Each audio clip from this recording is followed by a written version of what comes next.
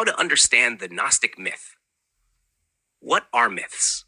Myths are not simply false stories, but are narratives that communicate deep truths through symbolic language. They reflect recurring patterns in human thought, often structured around opposites such as good and evil or wisdom and ignorance. In many cases, myths serve as a charter for cultural norms and social institutions, legitimizing certain beliefs or practices. In political contexts, myths are powerful tools that shape ideologies. A political myth provides a marked interpretation of history, defining a community's past, present, and future. Many Gnostic texts take the form of myths, not to invent falsehoods, but to encode spiritual truths that operate on a different level than theological dogmas or philosophical arguments. Why myths? Gnostic Christians employed myths primarily due to persecution. As an intellectual and religious movement at odds with both the Roman state and the emerging orthodox Christian hierarchy, the Gnostics could not express their critiques openly. Instead, they used allegorical storytelling to encode their opposition to prevailing political and religious authorities. One central theme in Gnostic texts is the rejection of martyrdom. In the Testimony of Truth, Gnostic writers criticize those who seek martyrdom, arguing that their deaths serve no higher purpose. They are blind guides, like the disciples. They boarded the ship. At about 30 stadies, they saw Jesus walking on the sea. These are empty martyrs, since they bear witness only to themselves. And yet they are sick, and they are not able to raise themselves. For the Gnostics, truth was found not in suffering for an earthly cause, but in attaining spiritual enlightenment. How to interpret Gnostic myths.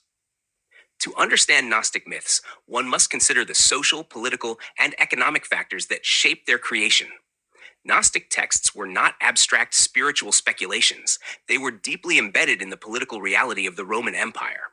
The writers of these texts rejected the legitimacy of political authority, often portraying earthly rulers as corrupt or even demonic. Ancient Gnosticism emerged as a reaction of a politically marginalized intellectual elite in the eastern regions of the Roman Empire.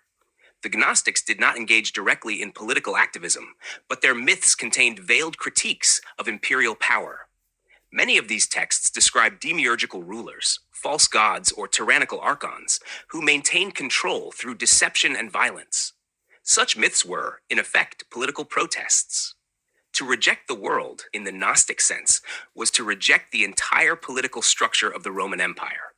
The Roman Empire promoted itself as a force of peace and civilization, yet it maintained control through war, oppression, and intimidation. Gnostic myths highlighted this contradiction. While Rome claimed to bring peace for its subjects, this often meant subjugation and suffering. Justice was often injustice, and wisdom was ignorance, particularly when viewed through the lens of imperial ideology. Yaldabaoth as a symbol of imperial power. One of the most striking examples of this political critique appears in the Apocryphon of John. This text describes the demiurge Yaldabaoth, a false god who rules over the material world with arrogance and deception. Scholars have suggested that Yaldabaoth originally symbolized the Roman emperor, who, like the demiurge, claimed divine authority and sought to control the world through force. The title Cosmocrator, meaning Lord of the World, was used for Roman emperors. This aligns with the depiction of Yaldabaoth, who falsely believes he is the supreme ruler. The Apostle Paul, in Ephesians 6:12-13, critiques the ruling powers in a similar way. For we wrestle not against flesh and blood, but against principalities, against powers, against the rulers of the darkness of this world, against spiritual wickedness in high places. Wherefore, take unto you the whole armor of God, that you may be able to withstand in the evil day, and having done all, to stand. This passage reflects the Christian view that true struggle is not against human rulers alone, but against the oppressive religious and political systems they represent.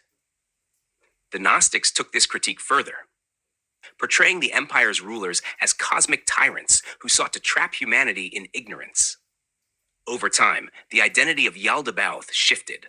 As Christianity became more institutionalized, Gnostic thinkers began to associate Yaldabaoth with the Bishop of Rome, the papacy.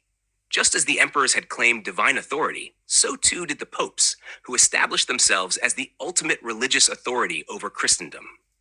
From a Gnostic perspective, This was merely another form of deception, a continuation of the demiurgical rule under a different guise.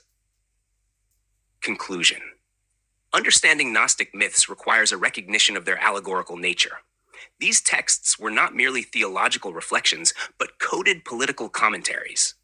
They critiqued the oppressive structures of their time, first targeting the Roman emperors and later shifting their focus to the papacy. The myth of Yaldabaoth is a prime example of how Gnostic narratives served as both spiritual teachings and acts of resistance against worldly authorities. By reading these texts with an awareness of their historical and political context, we gain a deeper understanding of their meaning and significance. The Gnostic rejection of oppressive rulers, whether emperors or bishops, remains a powerful testament to their vision of a higher truth beyond the confines of earthly power.